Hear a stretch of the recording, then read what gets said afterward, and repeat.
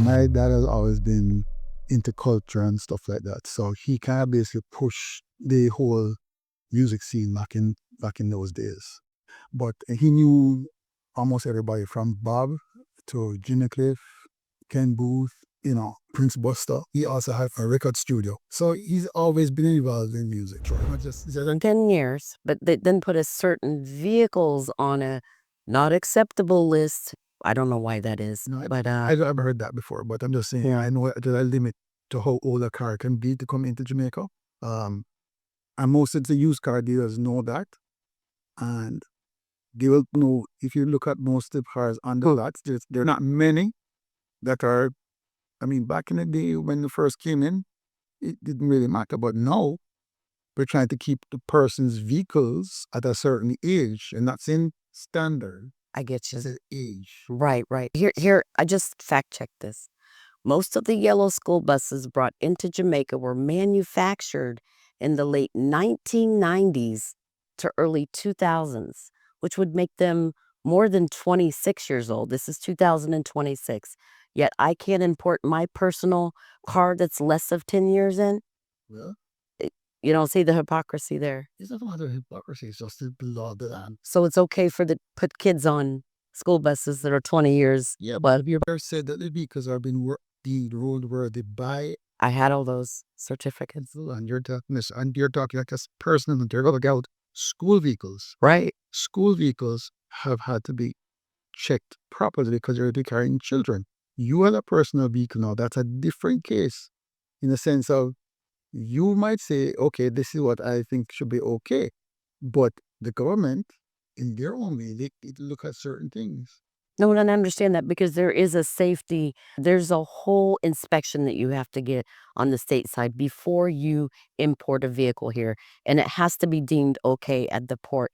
But and my vehicle would have passed because I had it done at the dealership before to make sure everything was top notch before it shipped. But because of the antiquated law here that says, boy, my vehicle can't be a certain brand of vehicle that's shipped in because it's on the list and it is less than 10 years old at this point, I can't do that.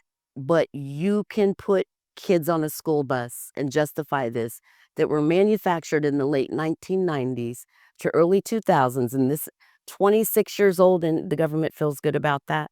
Okay. You know what something? Guess what? You know what my car is? Right. It's a 2005. Right. I'm still driving it. And I have lots of problems. But guess what? If I maintain it properly, Right. I have no problems. Exactly. That's my point. So what's the problem? You're saying a 10-year-old 10, 20 year, whatever year, but I'm saying to mine is 2005, which is Right. It's almost 20-something years old. Exactly. But yours is maintained properly. That's what I'm saying. And you're not driving a school bus. No, but the school bus, school bus, before it can go on the road, has to pass certain standards by the Ministry of Transportation. So it's the same thing for all the buses that we drive on the road. So how are these if they had to go through these standards, how are these buses broken down then? How did these school buses that they brought in were deemed unroadworthy? They had issues with these school buses. So when they brought them in, they said this, we need to go through them and make sure they're okay. That's what I'm saying. How did they pass the port is my question. Because they're imported for a purpose of school children. So therefore it comes in, but they have not passed our stat for transport authority to let it go on the road. If it came in, certain things have to be done from overseas. Right. So it's a certain level. But then when it comes here, there's still something that has to be done. In other words, you wait to go and buy it. You have to send somebody to check it and see what is going, how bad it is and how good. So you probably take the best of the worst, if you're saying. And then when it comes here, it's still roadworthy by the American standard of saying it is okay. So when it comes here, our standard might be different. So you want it on the road, but okay, the tire is not good. You need to change the tire. Tire then is not good. You need to change that. You go back, to go through all of that again before you can come into the country because you're doing it for a purpose. But if that purpose when you bring it in and you realize it is not up to your standard, they still might be okay for the States. So what do they ship them for then? Because they miss them. They eat them. So ship them and then see if they're. What I'm saying to you is that they went up there, made sure what was done up in the States in terms of roadworthiness for the U.S. is fine. So okay, it's fine. So that means they will allow it to come in.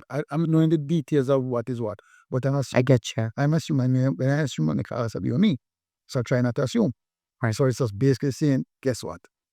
They have now found out that the vehicles are pretty much okay according to you to Department of Transportation standards, but then they send it here, and then they really look at what was okay there based on your different set of roads and that we have here. Mm-hmm. Something that we have probably passed as okay there does not pass as okay here.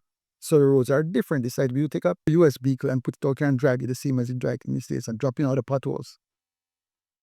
Okay. I got you. Okay. So it's like Right, right, right, right. if you really want to say you're doing a test on a US vehicle, bring it out here and drive it for the year and see what happens to the vehicle. You'll find all the different problems going up here. Oh, nice, smooth, long, straight road. That's interesting. I would just think that they would be proactive. Fly over there, check it out before you have it shipped over here. But I'm sorry, I went off on a personal tangent, but I'm just trying to gain some understanding. And to me, it doesn't make a lot of sense. So when I saw these school buses, I was like, okay, you won't let my vehicle in because it's a certain model. But in their due diligence. I'm sure of that. You're not to put kids in a bus and be responsible for kids on a bus. That's why the vehicles now went out right away. yeah, I wonder why they purchase, I mean, so old. I mean, I get a bit to save costs, but We, okay, that's your car. Could you purchase that car here? could I purchase Yeah, that car? in terms of, do you think everybody can buy something new here? No, and I didn't purchase it new in the I'm States. not saying that. I'm just saying, if you think of what persons earn here in general, Right. if they why people go to Japan and buy the car because they can afford, and if it even comes to a dealer, they can find the money for it. And most of the dealership cars are not brand new either. And even before now, they're a lot older. Back in the day, they're a lot older and a lot more rickety. But people could afford it. It's not like America where you can just go lease or whatever. Giving people a chance to be mobile. So it's cheaper to buy a car in Japan and have it. Yeah, Okay. like it's cheaper, but it's like they have such a surplus of Japanese vehicles. Doesn't Jamaica want the opportunity to earn the money too, though? For what? Instead of having to like import vehicles. Do we have the facilities to make vehicles? No, but I think if they were a little more reasonably priced, more people would be able to afford them and not have to source them out in Japan. Okay, when you're buying a Audi, for example, or a Bugatti, where did that come from? Mostly from Germany. Germany, yeah. Okay, EU dollars. You look at a EU dollar, a British pound, as opposed to a US in terms of exchange rate, which one do you think you're going to use? If you want to buy better food, in terms of if you're going to go buy European food, which has half of the rubbish that American food, it dies, and the fact that England and Europe doesn't import. Right. We can't, there's no, not we can't, but it's going to cost people more out here. So we have to be more diligent. Right. I find, European cars, everything is here now. But you find the majority of cars being Japanese. Yeah, yeah.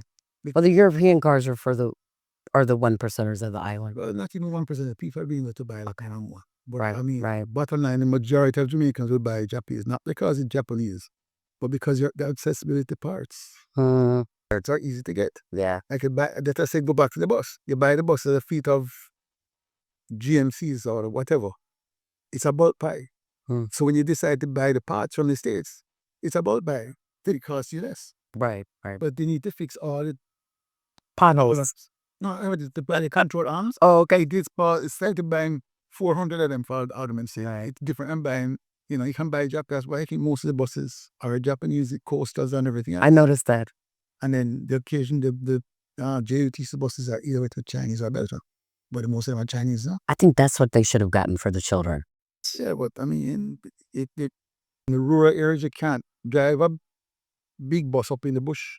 You have to think of the safety. The roads are not wide. Right. If you're on the main, no problem. But if you're going to go up in some parts of rural Jamaica, roads are there. Right. There are some places on roads that is not made for that size vehicle. If you think of somewhere like, let's just say, in St. Catherine, somewhere like Killits, you have to go through some cane piece and some narrow roads, and you have trucks coming down cane, and don't really want to have a very big vehicle. The roads are challenging here. They're narrow. There's a lot of potholes. The guys here going up to Yeah, Fort Maria, going to certain places, yeah, you know, Highgate. I mean, apart from Highgate, guys, is places that are built on the old road yeah. from the days of colonialism, so to speak. Right, right. These are roads that are very narrow because the vehicles were not very big either, but now we're gotten to bigger vehicles, and that's that issue. Gonna change the subject. Um, I want to talk about healthcare on the island. I know that you have had your personal health challenges. I've experienced a little bit while I've been living here as well, which was not the most pleasant experience of my life at all. I'll just quickly share with you my take on the healthcare industry is I was not feeling good for a while, and I was back and forth to like the community center. And I remember the doctor, I gave her a urine specimen and she looked at it and she said, "Oh, Miss Bell, you have infection." And I said, "Okay, you know, give me some antibiotics." And I said, "Okay, well, infection from where?" She didn't have a clue. So typically in the States, they will then just let's draw some blood and see exactly where your was. That didn't happen. She gave me I think 7 weeks of antibiotics, sent me home, came back that following week, same symptoms, it's worse now. No follow-up, they gave me morphine, sent me home. So I was literally back and forth 2 months with this where they would just give me morphine and send me home. I got to the point where I felt so bad, I flew back to the United States. Literally by the time I got to Miami, I was so sick I didn't even know if I was going to make my connecting flight.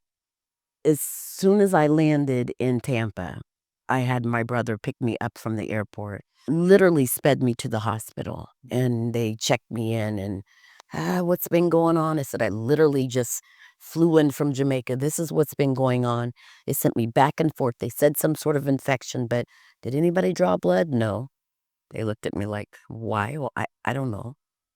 The nurse said I was so lucky that I flew in, that in about 4 days, I would have just passed quietly in my sleep.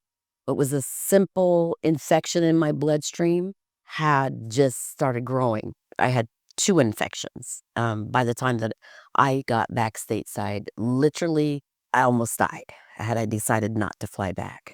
Most people don't have the luxury of having health care here or insurance here. Most people don't have the luxury to be able to fly out to seek that. And from just a basic test they could have done, which is draw my blood to figure out where it was coming from, they could have treated it. It was treatable. What's going on with the healthcare system here and the conditions in the medical clinic that I went in were so unsanitary that if I didn't have something, by the time I left there, I was going to have something. When she said, "Go take a urine specimen," I literally went in the bathroom.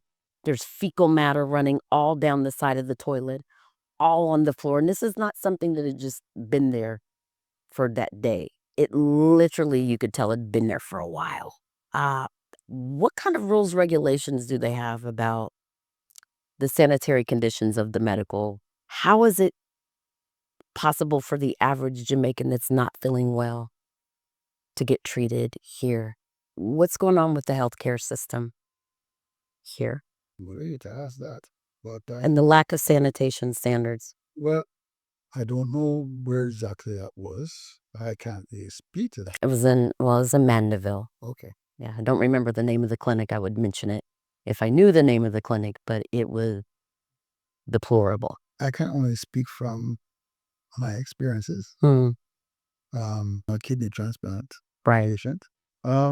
When I I got a toe amputation first, so I was at University Hospital in the surgical ward, and there's always somebody. I don't know if it's just because I was at university, I can talk about myself, but it should not be what you're saying. That in terms of that kind of situation, the person that's running should have made sure that that was okay. Hmm. Um, but I'm sure that is in more than one place, but it's not a regular thing. I don't know where it was it said, but I can't really say that's going to be something regular. Okay. Um, from where I stood, I mean, going in surgical ward, this is in 2018, they were constantly wiping out the place. Okay. Um, it's clean. I mean, it wasn't a problem. I mean, even when after that in 2019, which I found out I had the kidney, I was basically stage 4 kidney failure. I know the hemodialysis up at the university. Basically, I mean, when you're sitting in the machine, you're the person actually mopping out the place, and you could smell the bleach or whatever. Okay. They're doing that on a regular basis. So, I don't know. As I say, it sounds very strange to me because I know that people are very much on that kind of thing where you have persons coming I in. think it's more a rural thing. I don't mean to cut you off because when I lived in Kingston, I didn't have that problem. It's since I've lived to the rural areas, and I'm not rural, but I'm rural. So if I experience this in a town in Mandeville, I can imagine with these smaller communities. But my experience in Mandeville, let me say that in particular, has been bad. I had to go to the hospital one time, middle of the night. I don't know, it was 2 o'clock in the morning. This is a hospital, private hospital. When I walked to check myself in, Chris, she said, "Oh, the doctor's on the road. This is a hospital." The doctor that they had appointed at a hospital was on the road, KFC, getting a patty, whatever, at 2 o'clock in the morning. She literally had to call him and tell him to come to the hospital. That's unheard of. That sounds great. So, I mean, my experience in Kingston, like I said, was never like that. I've always had, it a little slow, but, it was clean. I don't think anybody's really paying attention to the rural areas at all, and I think they need to pay attention to that. Yeah, I mean, I mean, let's say it is like, I guess because the population are rise in Kingston and Montego Bay per se. I mean, Montego is a one big area, but also tourist. Right. Kingston is also been having tourists as well as the Jamaicans. Jamaicans can be there as well in Plenty, the Red Corn. Of course, you get excellent health, but can you imagine you go to the emergency room and there's not one doctor in the hospital? That happened to me, Bobby. But this is my story at Sandy. It took forever for the things to pick up, but it did pick up once I realized the situation was. You have to stay healthy in Jamaica. It's not a place to get sick at all. It's not a place to be sick. The staff, the hemodialysis center when I was there for the 2 3 years, very awesome. Can't anything bad about them. Okay. And the place was spotless. Right. But the only problem was at the time all the chairs were non-functional. So you might have a chair, but the footrest doesn't work. So if we kind of patch on it, and then eventually I think one of the this is that were there at the time in terms of the senior nurse. She then applied for certain things, and it got better. But I mean, what it was, it can do, and I mean, stuff. I mean, I think at one point there's something that we were using the ones because they didn't have it's certainly got to clean it.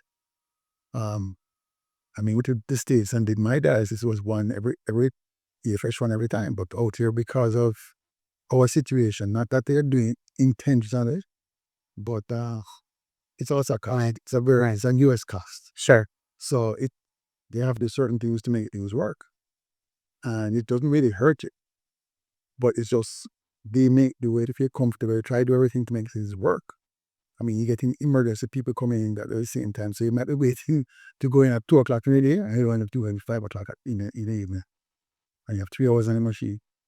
But I mean, in general, I mean, So the equipment has improved.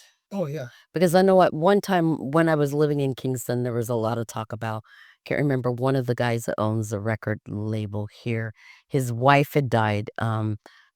Something, she was on dialysis, but there was some talk about the kidney machines or the dialysis machines only producing at a quarter of what they should be operating. So that's been, That has been the trick. When I was actually there, they got a brand new set.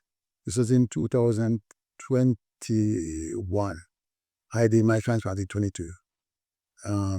But they were upgrading, and then everything has kept on getting better and better. But I personally think if you want, I mean, from the sea in White Plains when I was up there in New York, is that there's always one or two stations left open for any emergency. So if a person comes at a certain time, they'll definitely be it on at that time. And if something comes in at the last minute, they have enough space for at least two people.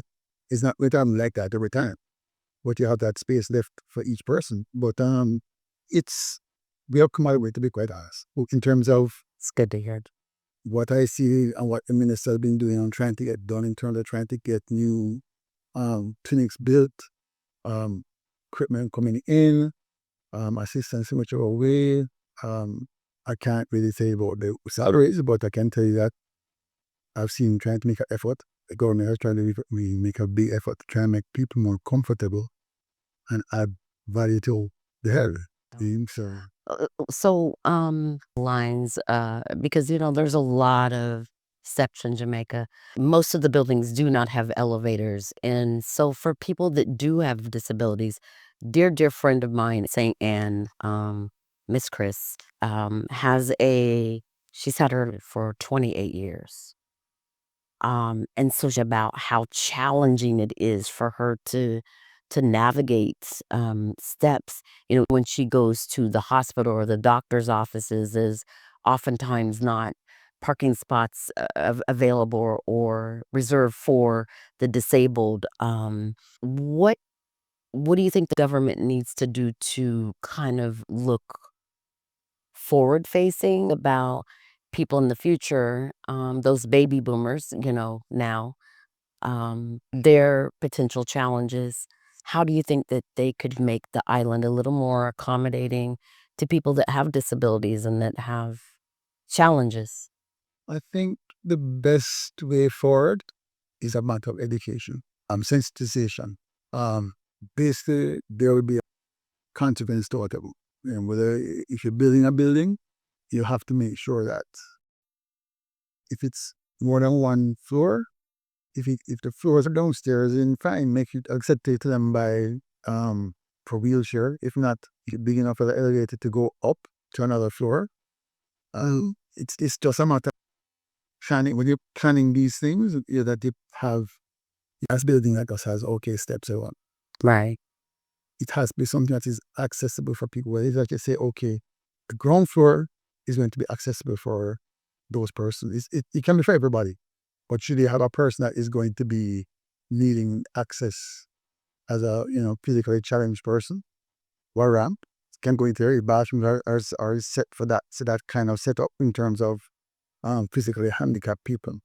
Um, but more so, there is just that sensitization through the government, sensitization through building code, sensitization to people in general to understand Right. that when you see a parking spot is there for a physically handicapped or disabled person, whatever you want to call them, being politically rep, like you say, or physically challenged.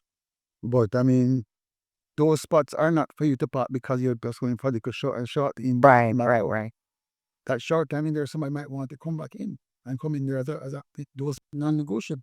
I see them here in Kingston, but once again, in the rural areas, I exactly, those areas are neglected, and those are, I think, where I'm not gonna say, they're rural. Like, there's a lot more challenging, than Kingston, which is really flat. So Yeah, I mean, it's what you see, as I come back to what I said earlier, is that yeah, there's such an attention paid to on the North Coast.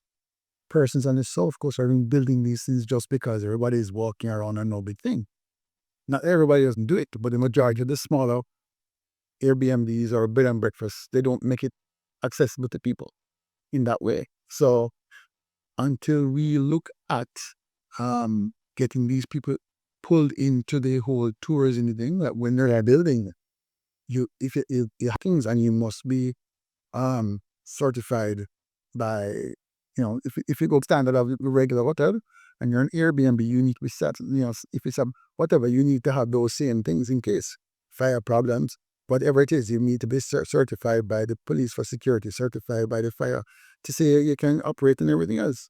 So it's not just the fact that we don't, I mean, remember Airbnbs, when I have Airbnb, it was just a person have been in an apartment and that's it. But now it seems that people are building bigger buildings and say it's apartment complex, but half of the apartment complex is used for, and was assuming, this is another assuming, that people are actually, it's empty. It's alleged. I mean, it's not, I'm saying it's that way. It's alleged that some of these people have built apartment complexes because the Airbnb thing is there.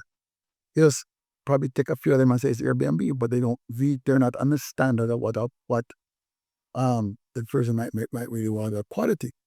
Because should something happen to somebody in those places, you don't know who it is anymore. Right. That is absolutely right. When you book, you don't know what you're getting. So That's a completely different episode, yeah, Chris. We could spend an hour talking about that.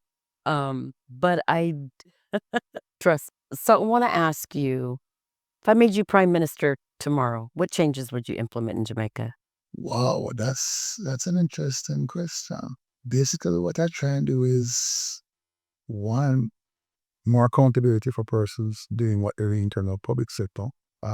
Try to assist this in terms of more equipment and whatever they basically need to police all areas of, tourist areas, or, even Jamaican citizens.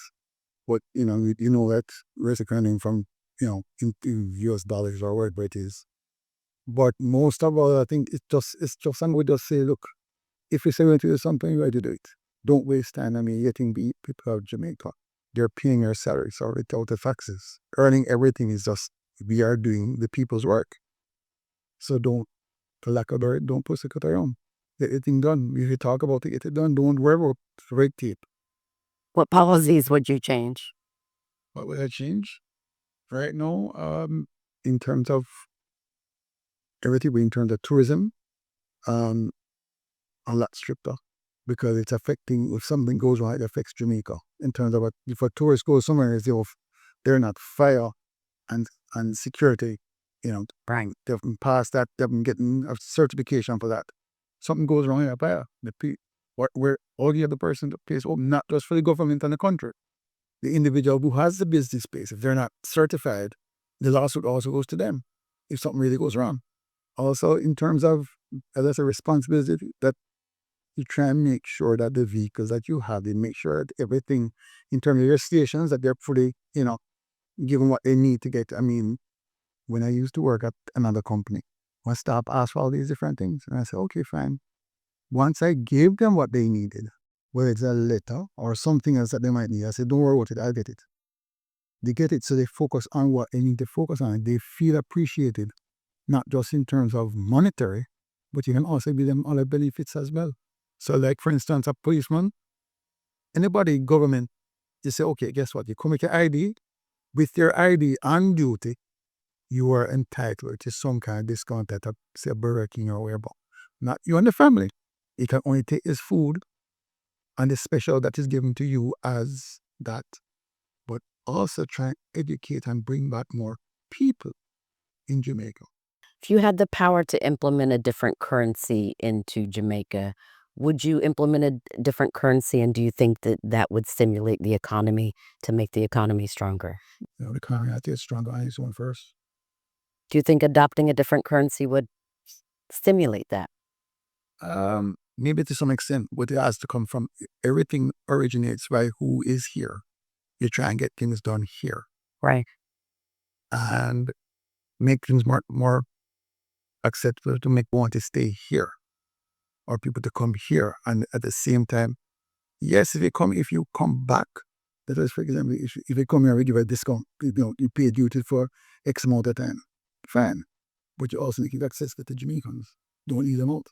Let them feel that they're part of the whole thing as well too. So is Jamaica really independent? You see, they are. Is Jamaica really independent? You see, they are. We say we are. What does that mean? Because we have report, or have a representative of the Queen here, which is the Governor General. So things, and we still have the Queen's land. We have the certain things that are still here. Certain laws are in place that basically, from what I understand, that it does not allow us to use the beaches. For what I Just in my opinion, that doesn't sound very independent. That sounds like there still is dependency then. Just because I was asking, do you feel like Jamaica is independent? Was that a no? I don't think we really are really independent. We are independent to do our own thing, Right. but we're influenced by a lot outside. And until we can take care of ourselves, then we can search for independence. But we're not.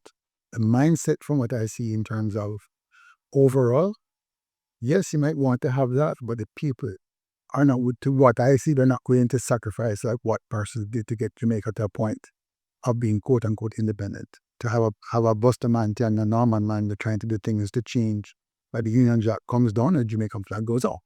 It's no, it's right now, as far as I see, we don't think about Jamaica as Jamaica first. We adopt everything as except what we are all about. We go back in time, the things that you see on TV, things that it's all our own culture. We don't have a culture right now as far as I'm concerned. We do this thing every day of independence. And we do our own cultural things in terms of whatever we do in terms of culture. She's doing what I said. I don't see Jamaica that I knew start in 1962. We don't look at the same Jamaica that was there in the 60s, even in the 80s. But not like about in the 90s when towards the 2000s, we kind of seem to have changed and been moving away from that. I mean, things sometimes change, but we're moving away from our own identity. We're adopting every other identity and every other way. And this is just my opinion. I just don't think we say we're Jamaica, but we don't look like Jamaicans that we used to. You could tell a Jamaican when a Jamaican goes anywhere.